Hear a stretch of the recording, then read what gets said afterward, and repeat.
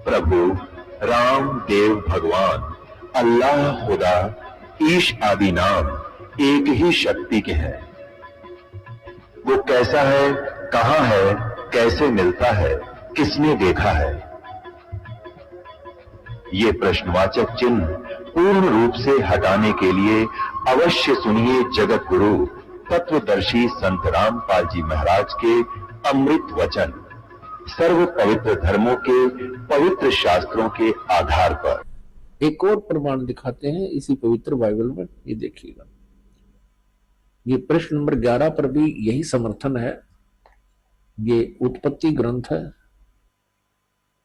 4-5 अध्याय हम चल रहे हैं। अब 5वां अध्याय में भी यही स्पष्ट किया स्टार्ट में, आदम से नूह तक का इसमें जिक्र है, विवरण है। आदम की वंशावली यह है कि जब परमेश्वर ने मनुष्य की सृष्टि की तब अपने ही स्वरूप में उसको बनाया।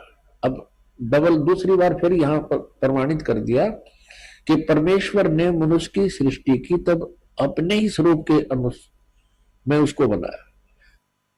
उसने नर और नारी करके मनुष्य की सृष्टि की और उन्हें आशीष दी और उनकी सृष्टि के दिन उसका नाम आदम रखा। अब स्पष्ट हो गया, 2 बार फिर कह दिया। अब आगे दिखाते हैं, ये भी दिखाते हैं कि ये 3 हैं जो उनको कंट्रोल करते हैं। किसको? ईसाई धर्म को। ये देखिए, वो 3 है, 3 का भी प्रमाण आपको देते हैं। ये देखिएगा, ये है 24 पृष्ठ और वही उत्पत्ति यानी जेनेसिस 17-18।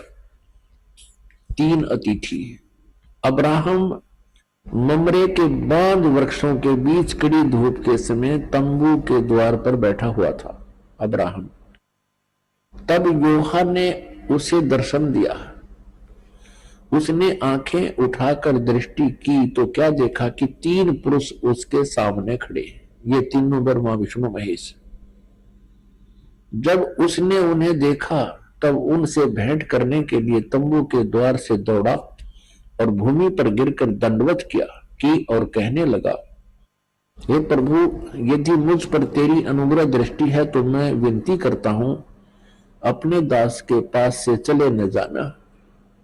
मैं थोड़ा सा जल लाता हूं और आप अपने पांव धोकर इस वृक्ष के नीचे विश्राम करें। फिर मैं एक टुकड़ा रोटी ले आऊं और उसे आप अपने अपने जीव के से को तृप्त करें, तब उसके पश्चात आगे बढ़े, क्योंकि आप अपने दास के पास इसलिए पधारे हैं।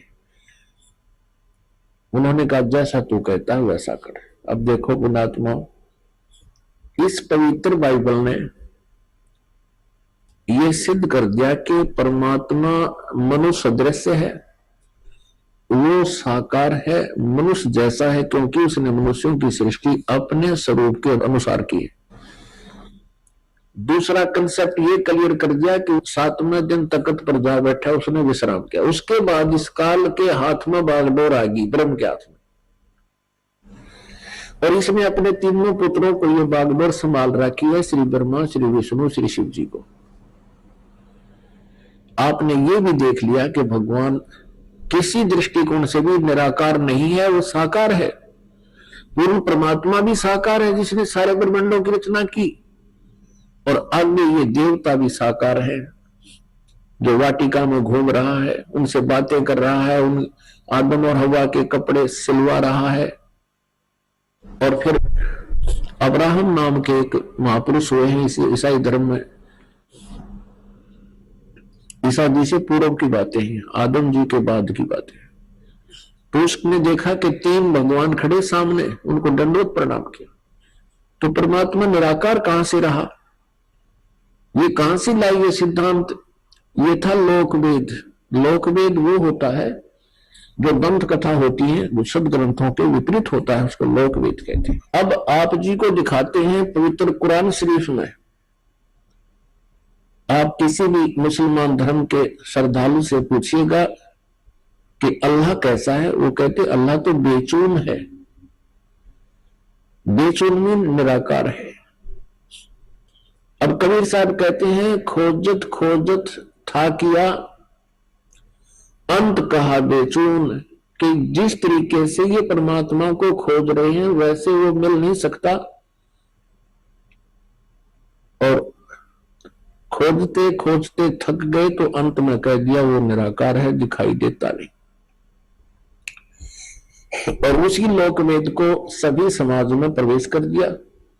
अब देखिए, पवित्र कुरान शरीफ में परमात्मा साकार है, मनुष्य दृश्य है, और पवित्र कुरान शरीफ का जो ज्ञान देने वाला अल्लाह है, जिस अल्लाह ने पवित्र कुरान शरीफ का ज्ञान दिया वो मुसलमान धर्म का फाइनल गॉड है, वो अंतिम भगवान है, कि वो पूर्ण परमात्मा मानते हैं कि वो ही समर्थ शक्ति है जिसने कुरान शरीफ का ज्ञान हजरत मोहम्मद जी को दिया।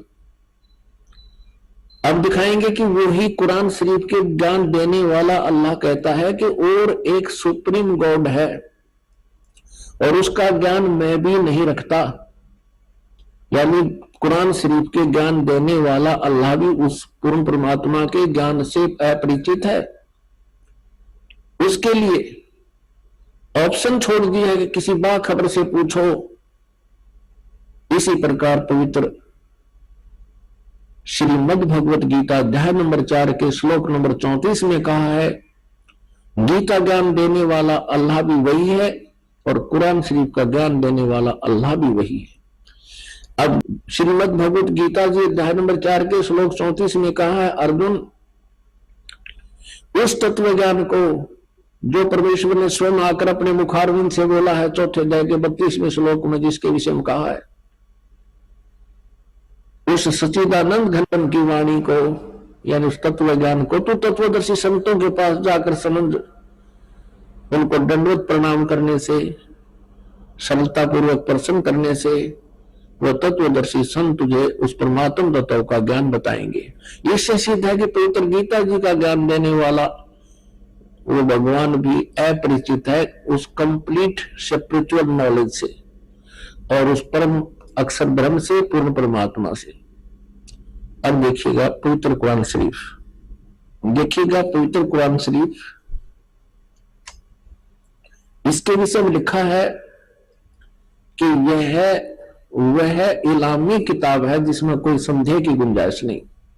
भाव यह है कहने का कि इसमें जो लिखा है हमें पूर्ण रूप से मान्य है। अब इसमें मुतरजम यानी शास्त्रीय अरबी पद्धति पर नागरी लिपि में रूपांतरकार है नंद कुमार अवस्थी, शेरवानी संस्करण।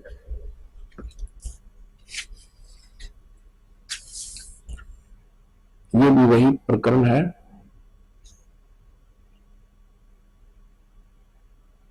प्रकाशक है लखनऊ किताब घर, मौसम बाग, सीतापुर रोड, लखनऊ। हम इसकी सूरत फुरकानी 25 नंबर, सूरत फुरकानी में देखेंगे, ये 25 नंबर है, प्रश्न नंबर 604 पे ये कुरान शरीफ, और यहां देखिएगा इसके 52 नंबर आयत से हम प्रारंभ करेंगे। 52 नंबर से, फला तुतियल काफिरन व जाहिदुम बिही जिहादन कबीरन। अब इसी का इन्होंने, ये तो है अरबी भाषा देवनागरी लिपि में लिख दी, ये है अरबी भाषा उर्दू भाषा में लिखी है, उर्दू लिपि में ये सारा, और यही भाषा फिर हिंदी में लिख दी इन्होंने। जिस प्रकार ये उर्दू में लिखी है, भाषा ये अरबी है, इसका अनुवाद भी इन्होंने यहां किया है। देखिए ये 52 नंबर है। अब कुरान शरीफ के ज्ञान देने वाला अल्लाह हजरत मोहम्मद जी से कह रहा है कि ए पैगंबर, तुम काफिरों का कहा न मानना, और इस कुरान की दलीलों से, यानी मैं तुझे जो ज्ञान दे रहा हूं उनका सामना बड़े जोर से करो। इन्होंने इस कबीर का अर्थ जिहादन कबीरन, इन्होंने कबीर का अर्थ यहां बड़ा कर दिया। अब किसी ना किसी अक्षर का, शब्द का अर्थ तो होता ही है। अब इसका वास्तविक अर्थ क्या होता है ये दास बताएगा। इसका अर्थ ये है कि हजरत मोहम्मद को कुरान शरीफ के बोलने वाला अल्लाह कह रहा है कि जो कबीर नाम का भगवान है, कबीर अल्लाह है, जिसे ये अल्लाह अकबर बोलते हैं, अल्लाह अकबर, अल्लाह कबीर। अल्लाह कबीर का अर्थ है वो ये करते हैं बड़ा भगवान। यदि इन्हीं के शब्दों में हम ये माने कि वो बड़ा भगवान है, जिसकी तरफ कुरान शरीफ के ज्ञान देने वाला अल्लाह हजरत मोहम्मद को कह रहा है कि वो बड़ा जो भगवान है, उसके विषय में ये अन्य व्यक्ति जो काफिर हैं, जो उस बड़े भगवान को नहीं भजते हैं, वो काफिर हैं और वो विश्वास नहीं करते इन बातों पर जो मैं तुझे बता रहा हूं कि कबीर इज गॉड, कि वो अल्लाह है, वो बड़ा भगवान है।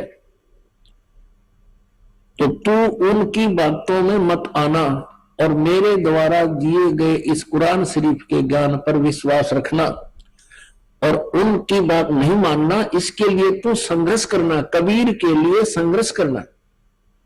जिहादन कबीरन, इस कबीर भगवान के लिए, कबीर अल्लाह, वो कबीर अल्लाह है, वो कबीर परमात्मा है, सारी सृष्टि का रचनहार है।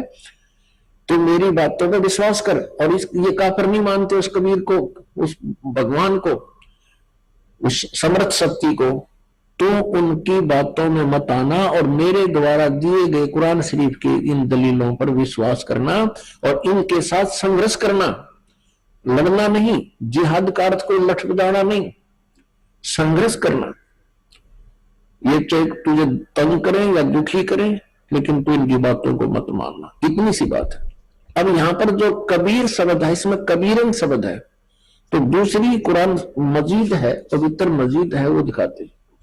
ये पवित्र कुरान मजीद और कुरान शरीफ के नाम का अंतर है, जो के तो अक्सर है, मतलब लाइन पंक्ति का भी अंतर नहीं है, फिर भी इससे बहुत कुछ कंसेप्ट क्लियर होगा। देखिएगा, यह है पवित्र कुरान मजीद, प्रकाशक है आसिफ बुक डिपो, 422 मटिया महल, जामा मस्जिद, दिल्ली 6। कुरान मजीद हिंदी मुतरजम मा अरबी मतन, तर्जुमा मौलाना फतेह मोहम्मद खान साहिब जालंधरी, तसही मौलाना अब्दुल मजीद सरवर साहिब, प्रकाशक है Farid book depot private limited, नई दिल्ली। यह है सूरत फुरकानी, जो की तो सूरत फुरकानी 25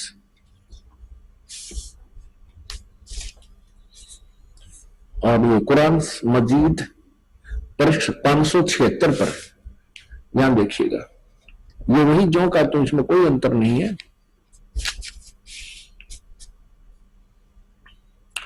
ये अरबी भाषा उर्दू में लिखी है और यही अरबी भाषा हिंदी देवनागरी लिपि में लिखी है। ये 52वें आयत हमको आपको दिखाते हैं। फला तुतियल काफिरन न जाहिदम बिही जिहादन कबीरा, उसमें कबीरन लिखा है, केवल इसमें कबीरा लिखा है, तो हम उसे कबीर बोल देते हैं सीधा, कबीर। वो कबीर अल्लाह है। अब यहां से हम इतना ही लेंगे, अधिक नहीं। अब हम फिर पवित्र कुरान शरीफ से ही आगे बढ़ेंगे। इससे तो इतना कंसेप्ट क्लियर करना था, इसके कबीरन कहो या कबीर कहो या कबीरा कहो, अर्थ उनका एक ही है। अब देखना, ये कुरान शरीफ, हम फिर कुरान शरीफ पर आगे, ये देखिएगा, ये कुरान शरीफ हम फिर देख रहे हैं किताब, ये वही है कुरान शरीफ। अब यहां आ गया सूरत फुरकानी 25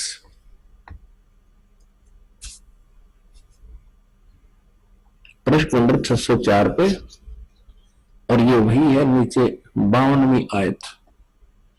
इसमें कबीरन लिखा है, उसमें कबीरा लिखा है स्पष्ट।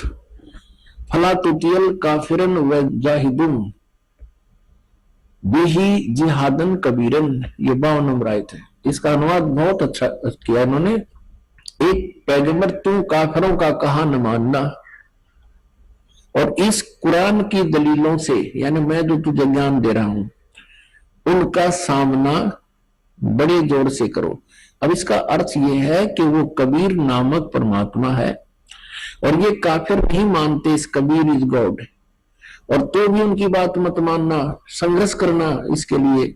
और ये अब देखना 53, 54, 55, 56, 57, 58, 59 आयत में कितना क्लियर किया है वो देखिएगा। ये 607 पृष्ठ पे है। हमने 52 नंबर आयत पढ़ ली है, अब 53 पढ़ेंगे। और वही है वो कबीर नामक अल्लाह, वही है जिसने 2 दरियाओं को मिला चलाया, एक का पानी मीठा प्यास बुझाने वाला और एक का खारी कड़वा, और दोनों के एक आड़ और मजबूत रोक बना दी। अब 54 पढ़ेंगे, ये 53 पूरी होगी। और वही है जिसने पानी की बूंद से आदमी को पैदा किया, फिर उसको साहिब नसब यानी किसी का बेटा या बेटी, और ससुराल वाला यानी किसी का दामाद बहू बनाया। और तुम्हारा परवरदिगार, यानी देखो स्पष्ट कर रहा है, कुरान शरीफ के ज्ञान देने वाला अल्लाह हजरत मोहम्मद को कह रहा है कि वो तुम्हारा परवरदिगार हर चीज के करने में शक्तिमान है, सतगुरु जो चाहे सो कर ही, 14 कोट दूत जमडर ही। और काफिर अल्लाह के सिवा ऐसों को पूजते हैं जो न उनको नफा पहुंचा सकते हैं और न उनको नुकसान, यानी अन्य देवताओं को पूजते हैं, वो उनको ना लाभ दे सकते ना हानि दे सकते, वो काफिर है। और काफिर तो अपने परवरदिगार से पीठ दिए हुए हैं, मुंह मोड़े हैं। अब 55 पढ़वी, अब 56। ए पैगंबर, हमने तुमको खुशखबरी सुनाने और सिर्फ अजाब से डराने के लिए भेजा है। अब 57 में, इन लोगों से कहो कि मैं तुमसे इस अल्लाह के हुक्म पर कुछ मजदूरी नहीं मांगता, हाँ जो चाहे अपने परवरदिगार तक पहुंचने की राह इख्तियार कर ले।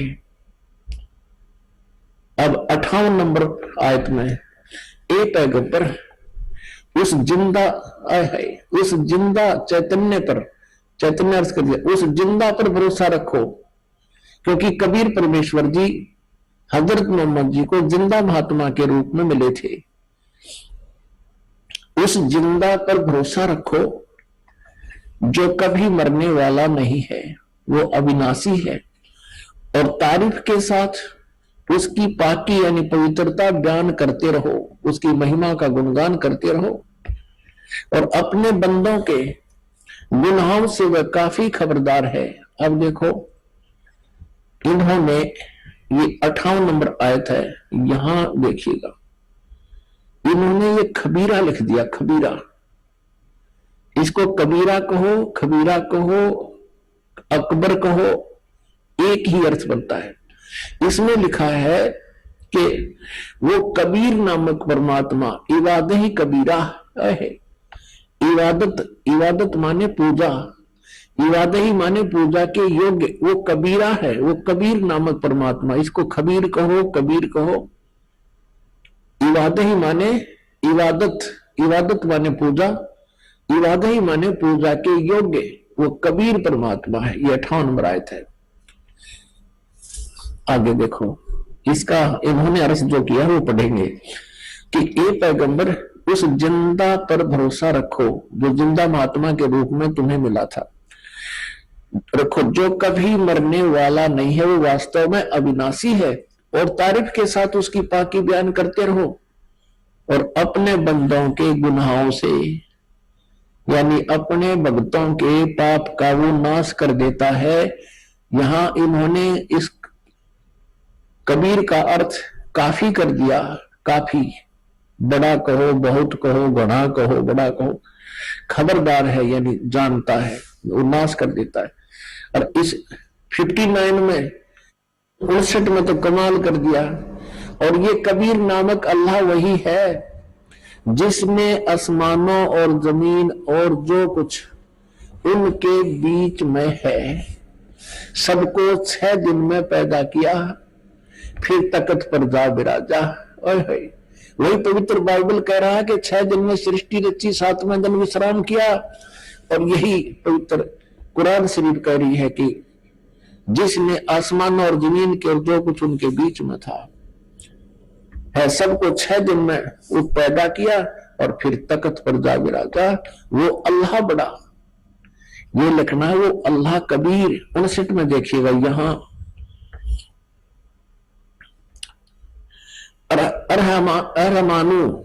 अरहमानु असल फसल भी ये खबीरन।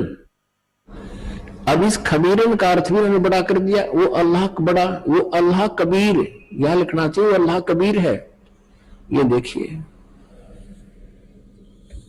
हम यहां आते हैं 59 पे, जिसने आसमान और जमीन और जो कुछ भी उनके बीच में है सबको 6 दिन में पैदा किया, फिर तख्त पर जा विराजा। वो अल्लाह कबीर, अल्लाह कबीर लिखना था, वो अल्लाह कबीर है। वो इन्होंने अल्लाह बड़ा कर दिया, वो अल्लाह अकबर है। ये कहते हैं वो अल्लाह अकबर है, कबीर बड़ा है, रहमान है, दयालु है। तो उसकी खबर अब यहां स्पष्ट हो गया। पवित्र कुरान शरीफ के ज्ञान देने वाला अल्लाह, जो मुसलमान धर्म जिसको अपना अल्लाह मानते हैं, और पैगंबर हजरत मोहम्मद भी उसको अपना अल्लाह मानते हैं, वो कह रहे हैं कि उस कबीर नामक परमात्मा का, जिसने 6 दिन में सृष्टि की, तख्त पर जा विराजा, तो उसकी खबर किसी बाखबर तत्वदर्शी संत से, इल्म वाले से पूछ देखो। पवित्र कुरान शरीफ का ज्ञान दाता अल्लाह भी उस परमात्मा के ज्ञान से अपरिचित है। इति सिद्धम। पुण्यात्माओं, उन दोनों धर्मों के, ईसाई धर्म और मुसलमान धर्म के पवित्र सदग्रंथों ने रल मिलकर ये स्पष्ट कर दिया कि वो परमात्मा सशरीर है, नर आकार है, सशरीर है, और उसका नाम कबीर है, वो साकार है। तो निराकार बेचैन कैसे हुआ प्रभु?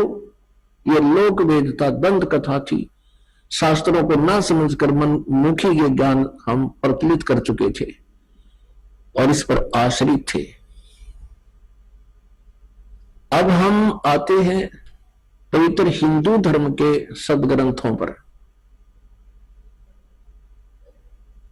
पवित्र हिंदू धर्म के सदग्रंथ माने जाते हैं पवित्र 4 वेद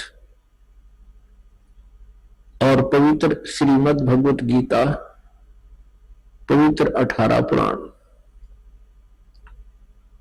इनमें सबसे श्रेष्ठ पवित्र वेद और पवित्र गीता जी को ही माना जाता है। बाकी जो ज्ञान है पवित्र पुराणों का, ये ज्ञान रला मिला है। कहीं पर तो ब्रह्म ने बोला है और कहीं पर किसी ऋषि का अपना अनुभव पुराणों में लिखा हुआ है, उसका अपना भी विधान है। तो ऐसे जो पवित्र वेदों का ज्ञान है वो पूर्ण परमात्मा ने इस ब्रह्म को दिया था, इसके अंतःकरण में फीड कर दिया। वो प्योर, वो कति प्योर है, बिल्कुल स्पष्ट ज्ञान है। श्रीमद् भगवत गीता जी के अंदर गीता ज्ञान रहता है तो वही, लेकिन इसमें अपना कुछ मत अड़ा दिया है, लेकिन वेदों वाला ज्ञान भी उसमें समावेश किया है। तो हमने अपने पवित्र वेदों में देखना है कि परमात्मा कैसा है। और आज तक जितने भी ऋषि महर्षि हुए हैं, सभी वो यही कहते हैं कि हम वेदों के जानकार हैं, हमने वेदों को पढ़ा है और वेदों में परमात्मा निराकार लिखा है, जबकि वेदों में परमात्मा साकार लिखा है, मनुष्य सदृश लिखा है, नर आकार लिखा है, मनुष्य के तुल्य लिखा है, और उसको सहस्री बताया है। अब आपके समक्ष करते हैं कुछ विचार। पुणात्मा, अभी तक हमारे कोई ऋषि, नकली ऋषि, महर्षि, मंडलेश्वरों ने मूर्ख बना रखा था। ये केवल संस्कृत भाषा को अवश्य जानते थे और आध्यात्मिक ज्ञान से ये पूर्ण रूप से अपरिचित थे।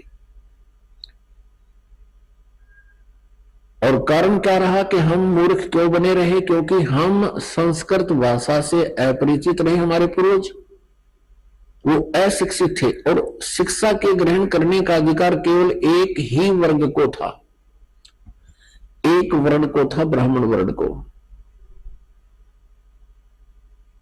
अब उन्होंने जैसा भी ज्ञान समझा, वेदों को पढ़ा और उन्होंने वैसा ही अपना अनुभव साथ मिलाकर हमारे पूर्वजों को बता दिया और उन्होंने फाइनल मान लिया कि परमात्मा निराकार है। और इन ब्राह्मणों को समझ में आया नहीं, इन पंडित ऋषियों को वेद वो समझ नहीं सके। क्यों नहीं समझ के? क्योंकि उनको तत्वदर्शी संत नहीं मिला जो गीता जी अध्याय नंबर 4 के श्लोक नंबर 34 में जिससे ज्ञान जानने को कहा गया है कि उस परमात्मा का ज्ञान वो बता सकता है।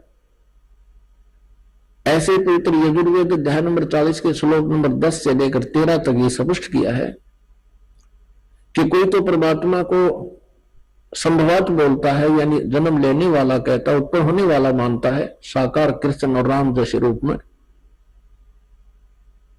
उदाहरण के लिए। और कोई उसको निराकार बताता है कि जन्म लेता ही नहीं। ये परमात्मा साकार है, निराकार, ये ज्ञान भी, ये जानकारी भी तत्वदर्शी संत बताएगा, उनसे सुनो। और फिर ये बताया है कि 10 से लेकर 13 में, 11, 12, 13 में स्पष्ट किया है कि कोई तो जिसको अक्षर ज्ञान होगा किसी एक भाषा विशेष का, तो उसको विद्वान कहने लग जाते हैं। और जिसको ज्ञान नहीं है, अक्षर ज्ञान नहीं है, उसको अविद्वान कह देते हैं। विद्वान और अविद्वान की परिभाषा भी वो तत्वदर्शी संत बताएगा, उसे सुनो।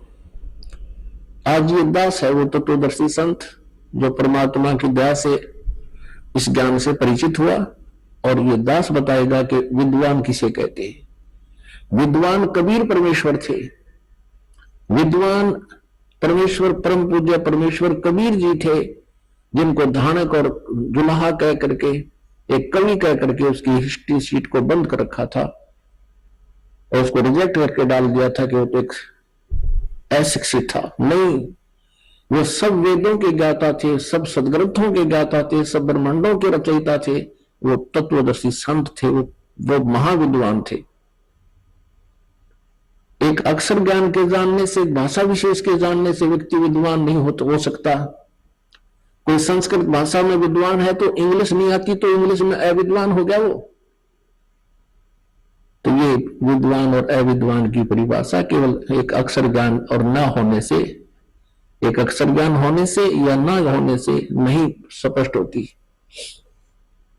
अब यहां आपको एक इस कलयुग के नकली महर्षि दयानंद के विषय में थोड़ा सा ज्ञान देते हैं। ये बहुत गुना प्रचलित, इसकी महिमा बड़ी हो रही थी। यहां पर किसी भी व्यक्ति से इसका नाम जरा सा बता दो और कह दो कि महर्षि दयानंद को ऐसे ऐसे वेदों का ज्ञान नहीं था, तो आम व्यक्ति ने कहा नहीं, वो तो बड़ा विद्वान पुरुष था, बड़े महात्मा थे, बड़े अच्छे संस्कृत के ज्ञाता थे। संस्कृत के ज्ञाता हो सकते हैं, लेकिन वेदों के बारे में इसको कह खगा भी नहीं पता था। अब इसका थोड़ा सा फिर विवरण करते हैं, क्योंकि जब तक हम इन नकलियों को गहराई से नहीं समझेंगे तो असली को कैसे पहचानेंगे। अब इन्हीं के ग्रंथों में लिखा है, पुण्यात्माओं जो इस दास को ज्ञान है, पुस्तक बना दी, लिख दी, आप इसको पढ़ोगे तो मेरे ज्ञान का पता चलेगा मैं कितना विद्वान था या अविद्वान था, क्योंकि मैंने जो जानकारी थी उस पुस्तक में लिख दिया अपने अंदर का सारा हाल। तो उस पुस्तक को मुझे ही समझो, क्योंकि मैंने अपना सारा ज्ञान उसमें भर दिया। इसी प्रकार ये सत्यार्थ प्रकाश नाम का एक पुस्तक महर्षि दयानंद जी द्वारा रची गई है। अब ये महर्षि दयानंद तो नहीं रहे, लेकिन उनकी अंदर की जो भी भावना थी, जो उसने अनुभव किया अपने जीवन में, ये सत्यार्थ प्रकाश नामक पुस्तक में भर दिया। आज हम इसको पढ़कर ये अंदाजा लगा सकते हैं वो कितना वेदों का ज्ञाता था और कैसा उसका अनुभव था। देखिएगा सत्यार्थ प्रकाश, ये है सत्यार्थ प्रकाश।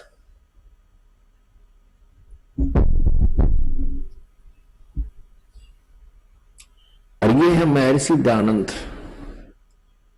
अब देखो इनके इस चित्र को देखकर आदमी कटका मर जाए इसके ऊपर है। अब बड़ा विद्वान था, ओहो बड़ी साधना करता होगा। अब इसके ज्ञान को दिखाएंगे आपको। ये कहां से छपा है? ये है सत्यार्थ प्रकाश है। इसके विषय में क्या लिखा है कि वेद आदि विविध सद शास्त्र प्रमाण संवंत, यानी वेद आदि विविध सद शास्त्रों के प्रमाणों के साथ इसकी रचना की गई है। किसने की है? श्रीमद परमहंस परिव्राजक आचार्य महर्षि दयानंद के आगे इतनी लंबी फीत, और फिर महर्षि दयानंद, और फिर सरस्वती और स्वामी विरचित है। अब इसके फीत इतनी बड़ी लादी, श्रीमद परमहंस परिव्राजक आचार्य महर्षि दयानंद सरस्वती स्वामी विरचित है। इस स्वामी जी द्वारा लिखी गई है पुस्तक, रची गई है, और प्रकाशित है वैदिक यति मंडल दयानंद मठ दीनानगर पंजाब से। ये छपी कहां से है? ये छपी कहां है? आचार्य प्रिंटिंग प्रेस, दयानंद मठ गोहाना मार्ग रोहतक, यहां से छपी है। अब इसमें आपको 7वें समोल्लास में ले चलते हैं। ये है 7वां समोल्लास, यानी 7वां समोल्लास, सत्यार्थ प्रकाश है, पृष्ठ 154 पे। इस प्रकाशन के 154 पृष्ठ पर किसी ने प्रश्न किया कि प्रश्न ईश्वर साकार है व निराकार? उत्तर स्वामी दयानंद जी का कि निराकार है। और 155 पृष्ठ पर स्वयं ही ये स्वीकार कर रहे हैं, साकार भी बता रहे हैं इसको।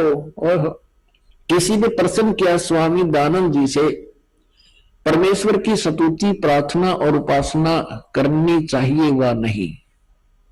स्वामी दयानंद जी कहते हैं करनी चाहिए।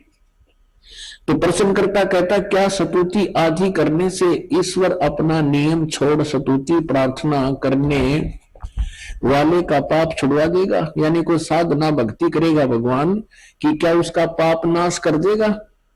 स्वामी जी कहते कि नहीं, साधना उपासना से पाप नाश नहीं होता। अब प्रश्नकर्ता कहता कि फिर स्तुति प्रार्थना करने की आवश्यकता क्या है जब भगवान पाप का नाश नहीं कर सकता? जब क्योंकि पाप कर्म से दुख होता है, और दुख निवारण भगवान कर नहीं सकता क्योंकि पाप नाश नहीं कर सकता, तो भगवान की भक्ति की क्या आवश्यकता है? अब स्वामी जी इसका उत्तर देते हैं उनके करने का फल अन्य ही है। प्रश्नकर्ता कहता वो क्या फल है फिर?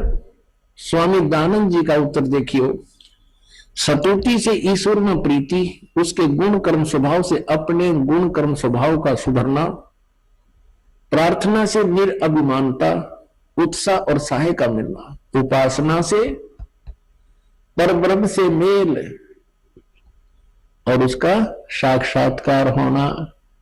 हर एक साक्षात्कार निराकार का कैसे होगा? और मेल उस निराकार से मेल कैसे हो जाएगा?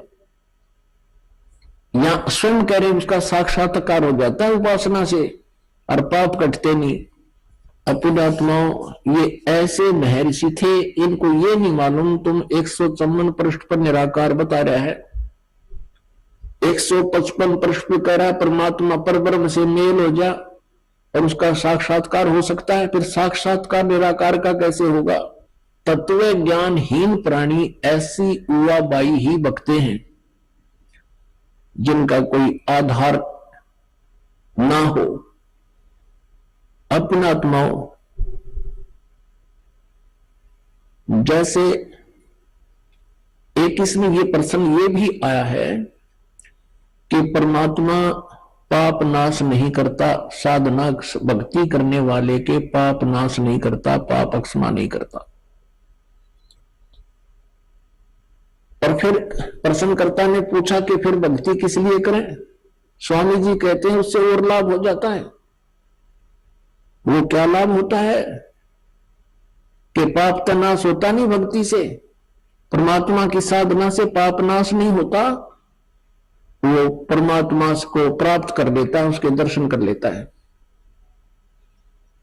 सब भले आदमी निराकार का साक्षात्कार कैसे होगा? जैसे बच्चा इंटरव्यू देने जाता है, वहां साक्षात्कार होता है उसका, इंटरव्यू लेने वाले का और देने वाले दोनों सामने साक्षात होते हैं, साकार होते हैं। तो ऐसे ही परमात्मा का साक्षात्कार करना भी उसको साक्षी, उसको सामने स्पष्ट देखना होता है, और निराकार दिखाई दे नहीं सकता। अब थोड़ा सा एक प्रसंग और बीच में आ गया कि परमात्मा अपने भक्तों के पाप नाश करता है वा नहीं। ये कंसेप्ट क्लियर करके फिर निराकार साकार की स्थिति स्पष्ट करेंगे। देखिएगा, ये है सप्तम सिमलास चल रहे हैं और सत्यार्थ प्रकाश है ये। इसके 163 पृष्ठ पर यहां देखिएगा, यहां और स्पष्ट कर दिया है। प्रश्नकर्ता कहता है कि ईश्वर अपने भक्तों का पाप क्षमा करता है वा नहीं? उत्तर स्वामी जी कहते नहीं, क्योंकि जो पाप क्षमा करे तो उसका न्याय नष्ट और सब मनुष्य महापापी हो जाएं, क्योंकि उनको पाप करने में उत्साह निर्भयता हो। जैसे कोई राजा अपराधियों के पाप की क्षमा करे तो वे अधिक अधिक अपराध करने लगे, और जो अपराध नहीं करता वह भी अपराध करने से न डरेगा। इसलिए सब कर्मों का यथावत फल देना ईश्वर का काम है, अक्षमा करना नहीं। फाइनल कर दिया इसने तो कि पाप नाश नहीं करता, जिसे कर्म करेगा वैसा फल देगा। अपने आत्मा परमात्मा की महिमा, परमात्मा के गुण पवित्र वेदों में लिखे हैं। अब जैसे कोई व्यक्ति कहे, कोई प्रश्न करता है किसी को जिसने अपने मकान के सामने बहुत बड़ा बोर्ड लगा रखा है, MBBS, MS, और उससे कोई पूछता है कि क्या औषधि खाने से रोग नाश हो जाएगा,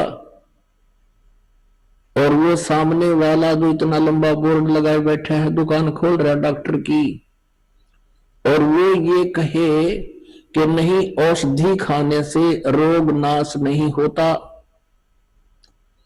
अब सामने वाला कहेगा फिर औषधि खाने की आवश्यकता क्या है जब रोग नहीं कटे? रोग ही नहीं कटेगा।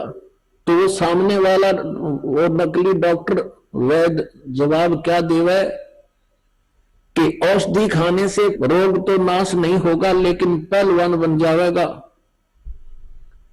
तो क्या वो डॉक्टर है? क्या वो वैद्य हो सकता है? वो तो कोई बूटी लाए बैठा है, नकली बोर्डदार है, जो ये शब्द कहेगा कि औषधि खाने से रोग नहीं कटे, और फिर वो औषधि खानी चाहिए किस लिए? क्या लाभ है कि पहलवान बन जाएगा, रोग कटे नहीं, मृत्यु हो जाए, पहलवान तो बन लिया फिर। तो ऐसे यदि दूसरा उदाहरण आपको देते हैं कि जैसे किसी ने बोर्ड लगा रखा है थोक साबुन विक्रेता, और साबुन की पूरी दुकान भर रखी है उसके साबुन के टुकड़ों की, और उससे कोई पूछता है क्या साबुन कपड़े का मैल नाश कर देगा? तो सामने वाला दुकानदार ये कहे कि नहीं, साबुन लगाना तो चाहिए पर वो कपड़े का मैल नाश नहीं करेगा। तो सामने वाला स्वाभाविक बात है कहेगा, प्रश्न करेगा फिर साबुन प्रयोग करने का लाभ क्या? जब साबुन कपड़े का मैल नाश नहीं कर सकता तो क्या यूज है उसके लगाने की, क्या लाभ है? और वो नकली फिर उत्तर दे कि कपड़े को मजबूत बना देगा। साबुन कपड़े का पाप मैल नाश तो नहीं कर सकता लेकिन मजबूत बना देगा। क्या वो व्यक्ति साबुन से परिचित है? इससे सिद्ध है उसने लकड़ी के गुटके रखे सारे, और मूर्ख बना रहा है दुनिया में कपड़े में, उसमें कागज में लपेट के। तो ये एक सिद्धांत था इस महर्षि दानव सरस्वती का, जो आर्य समाज का प्रवर्तक कहलाता है। इसको कै भी पता नहीं था वेदों का और भगवान का। अब यजुर्वेद में वो स्वयं अनुवाद कर रहा अपने कर कमल से। और यजुर्वेद में, क्योंकि वेद जो है परमात्मा का विधान है, परमात्मा की गुण है उसके अंदर, वो ऐसा ऐसा करता है। और जिसने वेदों के विरुद्ध अपना सिद्धांत बताया है वो अज्ञानी व्यक्ति था, वो वेद ज्ञानहीन था। अब देखिए वेद इसको प्रमाणित करेंगे कि परमात्मा घोर पाप का विनाश कर देता है। ये देखिए, ये महर्षि दानव सरस्वती द्वारा ही इसका अनुवाद है।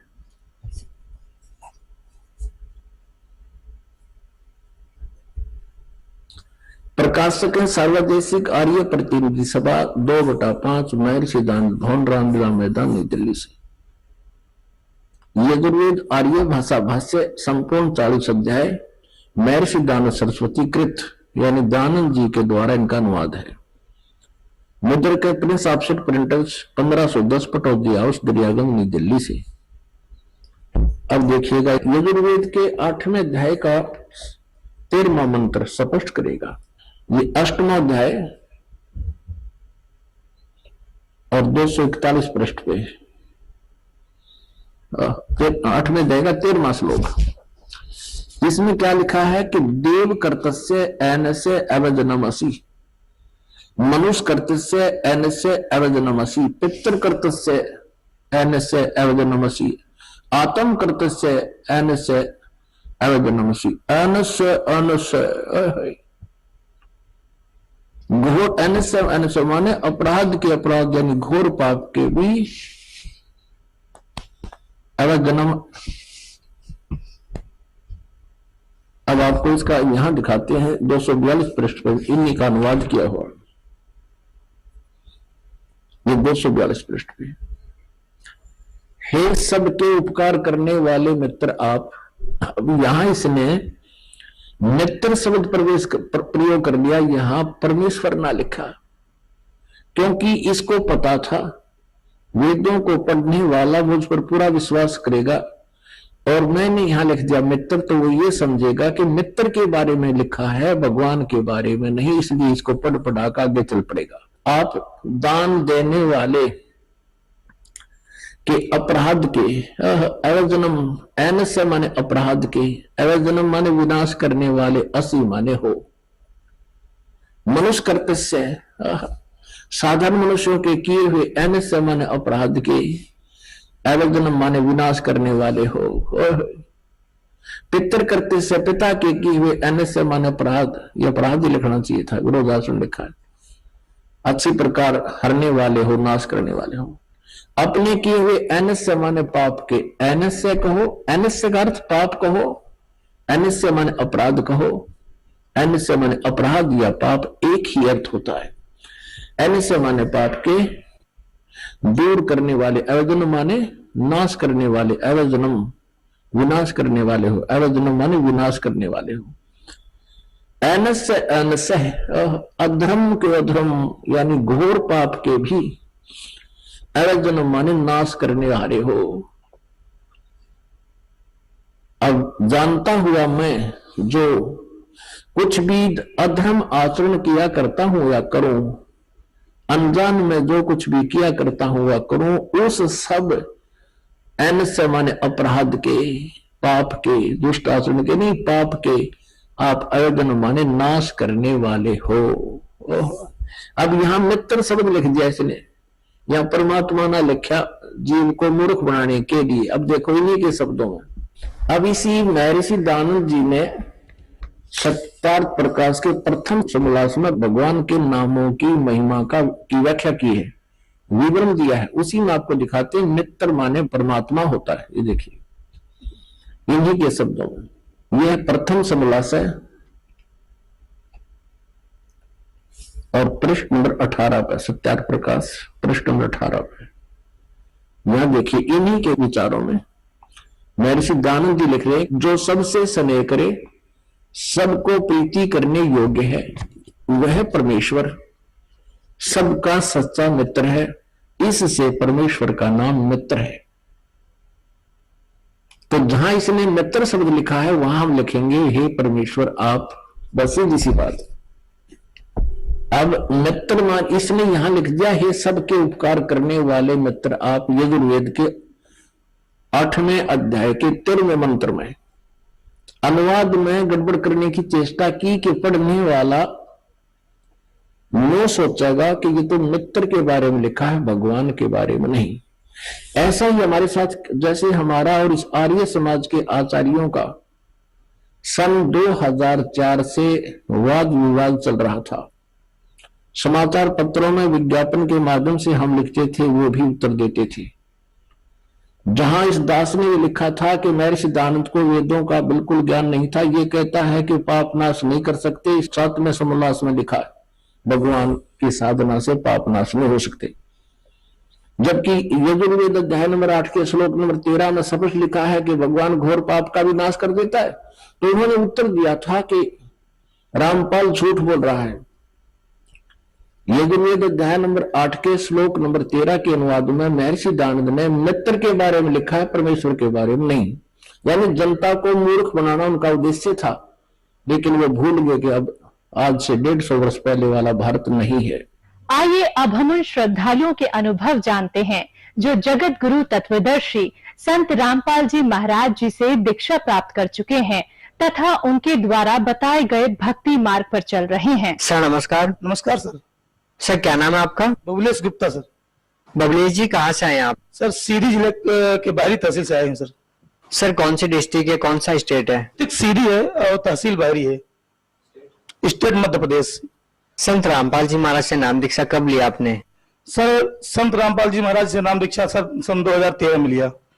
संत रामपाल जी महाराज से नाम दीक्षा लेने से पहले आप क्या भक्ति करते थे? सर संत रामपाल जी महाराज जी के नाम उद्देश्य लेने के पहले हम बहुत दर दर भटके। मैं जाने कितने देवी देवताओं के सामने अपने माथा टेका।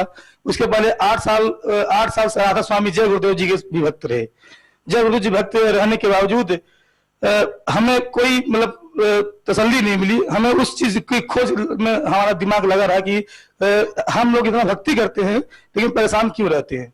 जय गुरुदेव पंथ में आपने नाम दीक्षा किस संत से ली? उनका नाम तुलसीदास जी है और जय गुरुदेव जी के नाम से जाने जाते हैं वो। सर जय गुरुदेव जो पंथ है उसमें लोग लाखों की संख्या में जुड़े हुए हैं, आप भी वहां से जुड़े हुए थे, तो आपने वहां से नाम दीक्षा ले रखी थी, तो फिर संत रामपाल जी महाराज से नाम दीक्षा क्यों ली दोबारा? सर वहां पे नाम दीक्षा लेने के बाद हमें न जाने कितनी शंकाएं मन में भरी रहती थी।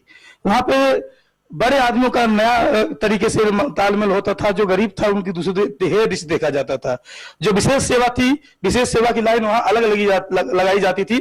हमारे दिमाग में बात खटकती थी और हमें ये लगता था कि हम वहां जुड़ने के बाद जो भी हमें मंत्र मिला उनके माध्यम से, मंत्र मिलने के बाद जो भी हम भक्ति करते हैं और हम भक्ति करने के बावजूद भी हम इतना दुखी क्यों हैं, ये बात दिमाग में बार बार बनी रहती थी सर।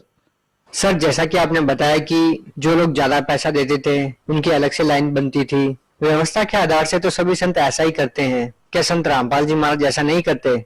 संत रामपाल जी महाराज जी के यहाँ जाने के बाद हमें लगा कि धरती में ही स्वर्ग है। हमें वहां आज तक वहां जाते हुए लगभग 5 साल हो गया संत रामपाल जी से दीक्षा लेते परमात्मा से। हमें ये लगा कि क्या धरती में ऐसा भी कहीं स्थान होगा। हमें वहां आने के बाद ये लगना कोई कभी किसी चीज का डिमांड हुआ, न किसी चीज का डिमांड कोई किया, न हमें ये आज तक पता चला कि कोई यहाँ मालिक है, कोई भगत मालिक है कि नहीं है, ये आज तक हमें पता नहीं चला सर। सर जिस तरह से देश में जातिवाद फैला हुआ है, हिंदू मुसलमानों के दंगे होते हैं, वहीं कहीं ना कहीं हम देखते हैं कि आज भी जो हमारे समाज में जिस तरह से जातिवाद फैला हुआ है, कोई किसी तरह का जातिवाद क्या उनके आश्रम में भी देखने को मिलता है? वहां पर सर ये तो आपने हमने पहले बताया कि वहां जाने के बाद सिर्फ हमें सबसे बड़ी मोस्ट चीज यही लगी सर कि वहां पे कोई अगर किसी से एक बार पूछा भी जाए ना कि सर कभी क्या होता है कि कभी लोग कहते हैं कि हमेशा इस संत मत में छोटे व्यक्ति ही जुड़ते हैं। हमें लगा कि ऐसा भी होता है क्या, तो वहां हमने कई जन लोगों से नाम पूछने का प्रयास किया, जात पूछने का प्रयास किया, तो वो सब अपने सामने दास लगाए। हमें लगा कि उन्होंने कौन सा भाई अपना बिरादरी तो बताओ। उन्होंने कहा कि भैया हम मानव हैं। उनकी फर्स्ट लाइन में संत परमात्मा संत रामपाल जी की फर्स्ट लाइन में सिर्फ यही है कि हिंदू मुस्लिम सिख ईसाई धर्म कोई नहीं नारा, जी हमारी जाति है मानव धर्म हमारा। तो हमें लगा कि नहीं ये सच्चा स्थान है, और वहां जुड़ने के बाद हमें लगा कि नहीं यहाँ पे जुड़ना चाहिए। सर, आपने संत रामपाल जी महाराज के सतलोक आश्रम में देखा कि वहां पर कोई जातिवाद नहीं है, लोग मिलजुल कर प्यार से रहते हैं। फिर भी लोग संत रामपाल जी महाराज से या किसी संत से नाम इसलिए लेंगे, भक्ति इसलिए करते हैं लोग ताकि उनको शारीरिक लाभ मिले, मानसिक लाभ मिले, आध्यात्मिक लाभ मिले। हम आपसे पूछना चाहेंगे, संत रामपाल जी महाराज से नाम दीक्षा लेने के बाद आपको क्या लाभ मिले? देखिए सर, ऐसा है, पहले तो सारे भगत समाज जितने भी संत लोग हैं वो वहां पे सब जाते हैं अपने स्वार्थ सिद्ध करने के लिए। संत रामपाल जी, परमात्मा संत रामपाल जी महाराज के आश्रम में वहां सिर्फ जाते हैं। हम भी इसी हिसाब से गए थे कि हमारा स्वार्थ सिद्ध हो। वहां पे जाने के बाद जब परमात्मा अपनी जान देते हैं तब तो जान देते हैं। उस टाइम में लगता है कि ये तो बोनस है, बोनस के परमात्मा सिर्फ बोनस के माध्यम से हम लोगों को सिर्फ ठीक करेंगे। यहाँ आने का जो मतलब था वो तो सिर्फ हम लोग अपने स्वार्थ के लिए गए थे कि हमारा स्वार्थ सिद्ध हो जाए।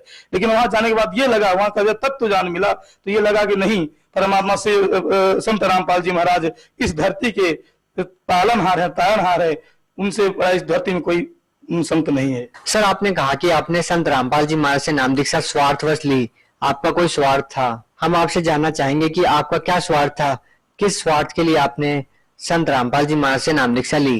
वो सर, जो सबसे बड़ी समस्या थी तो हमारे माता जी के पास थी। हमारे घर में हमारी माता जी को ईगो था। ईगो ये था कि हम चारों धाम कर चुके हैं, कोई हमारे दरवाजे से प्यासा नहीं जाता, सबको देते हैं, सबको खिलाते हैं, सबको पिलाते हैं, सब कुछ धर्म करते हैं। वास्तव में वो धर्मात्मा थी और वो सब कुछ देती, खिलाती पिलाती रहती थी। चारों धाम गई, बहुत कष्ट झेला, हर आश्रम माने देवताओं देवी देवताओं के पास जाके चारों धाम होके आई। लेकिन इसके बाद जय गुरुदेव से उनको नामदान मिला। जय गुरुदेव नामदान लेने के बाद जब उनको एक असाध्य मर्ज का सामना करना पड़ा तो उनको बहुत तकलीफ हुई। मर्ज की वजह से कम, लेकिन अपने इसके वजह से तकलीफ इस वजह से उनको ज्यादा हुई कि हम इतने धर्मात्मा, हम ये सब कुछ किए, चारों धाम किए, शंकर जी के पास गए, भगवान के पास गए, केदारनाथ, स्वामीनाथ, बैजनाथ धाम, हर जगह पहुंचे। हर जगह पहुंचने के बाद हर सबकी सेवा की, त्रिवेंद्रमपुरम जितने भी तीर्थ हैं हर चारों चक्कर लगाया। फिर 8 साल जय गुरुदेव जी के बताए हुए मार्ग पर चले, राधा स्वामी पंथ से के 5 नामों का सुमिरन किया।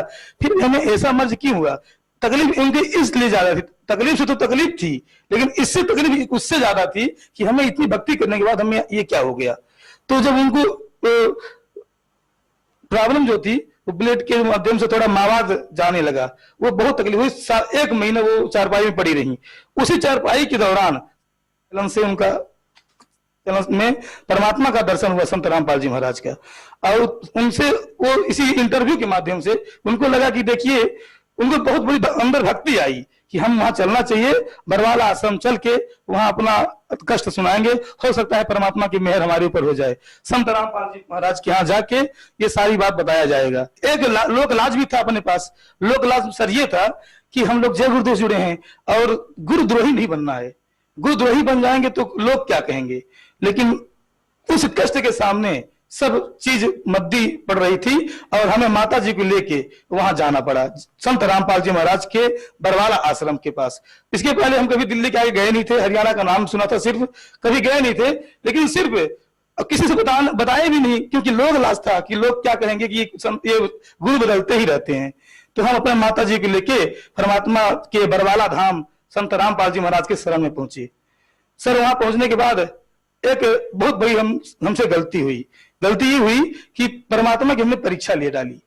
वो परमात्मा संत रामपाल जी महाराज की परीक्षा के हम कैसे लिए, हम आपको बताना चाहूंगा कि हे परमात्मा, अगर मम्मी का हमारे कष्ट दूर हो जाएगा, अगर हमें दूसरी जगह कहीं अस्पताल में नहीं जाना पड़े, किसी कहीं नहीं जाना पड़े, तो हम सब पूरा घर सहित, पूरा परिवार सहित आपके यहाँ आके और भक्ति करेंगे। और ऐसा ही हुआ। परमात्मा के आशीर्वाद से हमारे मम्मी का 1 महीने के अंदर अंदर वो मर्ज गायब हो गया। और हम चाकरी में चूक करते हैं, हम सब परिवार तो नहीं पहुंच पाए हैं, लेकिन 80% लोग आज भी वहां परमात्मा के भक्ति में लगे हुए हैं। सर, जब आप अपनी माताजी को लेकर गए और आपको लगा कि अगर संत रामपाल जी महाराज ने आपकी माताजी को ठीक कर दिया तो पूरा परिवार नाम लेगा, और संत रामपाल जी महाराज ने आपकी माताजी को जब आशीर्वाद दिया तो उनका जो रोग था वो ठीक हो गया। सर, क्या आज के जमाने में जबकि डिजिटल इंडिया की बात की जा रही है, क्या ऐसे जमाने में ये विश्वास दिलाना कि आसान होगा लोगों को कि ऐसे जमाने में आशीर्वाद देने मात्र से किसी संत के लोगों को राहत मिल सकती है? सर, मैं ये दावे के साथ कह सकता हूं कि लोग एक बार वहां विश्वास करके परमात्मा के पास दरबार में पहुंचे हैं, और जितनी भी वाणियां बनी हुई हैं सब कबीर वाणी से ही बना हुआ है। ये संसार में जितनी वाणी, जितनी धर्म बने हुए हैं, सबकी उत्पत्ति कबीर साहब से हुई है। और कबीर साहब की भक्ति करने में अगर इतना बड़ा लाभ होता है, वो आदमी का कॉन्फिडेंस बताएगा।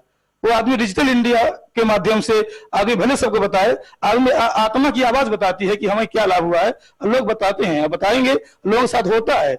लोगों की आत्मा की आवाज बताती है सर कि ये हमारे साथ। सर, आपसे और जानना चाहेंगे कि संत रामपाल जी महाराज से नाम दीक्षा लेने के बाद आपको और क्या लाभ मिले? सर, लाभ की कोई गिनती नहीं है। हमारे साथ क्या क्या हुआ, परमात्मा का कितना मेहर हुआ। हमारे कुछ 2-4 चीजें विशेष रूप से हुई। जैसे हमारे पिताजी का एक बार एक्सीडेंट हुआ। पिताजी से नामदान नहीं लिए थे, लेकिन पिताजी का पूरा रोल माताजी को वहां पहुंचाने में था कि आप पहुंचो, हो सकता है आपकी कि संत रामपाल जी दया कर दें, आप ठीक हो जाओ। तो एक बार पिताजी हमारे मोटरसाइकिल से किसी सामान को लेने चक्की पर जा रहे थे, तेल वाली चक्की जहां तेल पेरा जाता है, वहीं पे उनका एक्सीडेंट हो गया।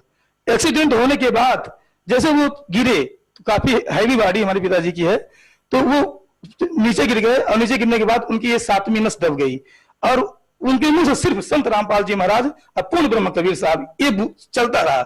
उनकी आंखें बंद हो गई, उनको बेहोश हो गए, लेकिन ये बात उनके मुंह से निकलती रही। जैसे उनको होश आया तो ये उनको बताया कि हमारे सामने से मूर्तियां कहाँ हो गई। परमात्मा की मूर्ति दो मूर्तियां, एक संत पूर्ण ब्रह्म रामपाल जी महाराज और पूर्ण संत कबीर साहब, ये दोनों का मूर्ति कहाँ चला गया? तो सब लोग पूछने लगे, यहाँ तो कोई मूर्ति नहीं थी। परमात्मा ने उनको अभी चलने लायक बना दिया, और शायद उनके स्थान में कोई दूसरा गिरता तो ये संभव नहीं था कि वो बच पाता वहां से। जिस तरह से उनका और क्या लाभ मिला सर? हमारा जो पैर था, हमारे पैर में काफी तकलीफ थी। जब मैं आश्रम में जाता था तो 5 मिनट बैठ के सत्संग नहीं सुन पाता था। वहां पे बैठते बैठते सब परमात्मा का राजा हुआ, ब्रह्मा का आशीर्वाद हुआ। धीरे धीरे हम आधा घंटा बैठना शुरू कर दिए। आज परमात्मा की दया से 50% हमारे पैर में लाभ हुआ। हम सर, भगत समाज को क्या संदेश देना चाहेंगे? हम भक्त समाज को सिर्फ ये संदेश देना चाहेंगे सर कि परमात्मा सबके लिए झोली बांध के बैठे हुए हैं, सबको दया देने के लिए। अब कौन कितना दया ले सकता है वो इंसान के ऊपर निर्भर है। परमात्मा, और एक बार जो गलती हमने की वो सब कर सकते हैं, एक बार सब इसीलिए करते हैं। वहां तो ये क्या गलती सर? हमने गलती की कि वहां जाके परमात्मा को चैलेंज किया कि हे परमात्मा, अगर ये हमारा ठीक हो जाएगा तो हम इसको सच्चा स्थान मानेंगे, अन्यथा हम इसको सच्चा स्थान नहीं मानेंगे। तो इससे हमें बहुत तकलीफ होती है। सर, अब लोगों के मन में ये प्रश्न हो सकता है कि सभी चाहते हैं दुखों से निजात मिले, कोई नहीं चाहता कि अस्पताल में जाकर पैसा और समय बर्बाद किया जाए। यदि लोग संत रामपाल जी महाराज से नाम दीक्षा लेना चाहें भी तो कैसे लें? जो भी संत भगत समाज परम संत पूर्ण धनी परवरदिगार संत रामपाल जी महाराज से अगर लाभ चाहते हैं तो उनके विभिन्न चैनलों में सत्संग आता है। उन सत्संग में उस विभिन्न चैनलों के माध्यम से ज्ञान अर्जन करके, ज्ञान तत्व ज्ञान प्राप्त करके, और न जाने कितने उसमें उसके नीचे मोटी तो पट्टी में भगतों का नंबर आता है, उनसे संपर्क करके वहां जा सकते हैं। और मैं चैलेंज करता हूं कि उनकी हर समस्या का समाधान परमात्मा के दरवाजे पर होगा। बहुत बहुत धन्यवाद। धन्यवाद।